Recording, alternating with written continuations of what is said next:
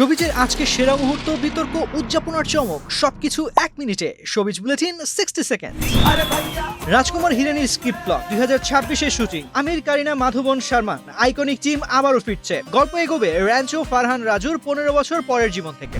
দীর্ঘদিন পর সিনেমার জন্য খবরে অপু বিশ্বাস, তাও আবার পরপর 2 সিনেমার খবর নিয়ে হাজির তিনি। একটির নাম ম্যাজিক, এতে অপুর বিপরীতে থাকছেন আব্দুল নূর সজল। আরেকটি নাম সিক্রেট, বিপরীতে থাকছেন আদর আজাদ। মালায়ালাম ইন্ডাস্ট্রির বহুল আলোচিত যৌন নির্যাতন মামলায় খালাস পেলেন দিলীপ। প্রধান অভিযুক্ত পালসার সুনি সহ 6 জন দোষী সাব্যস্ত।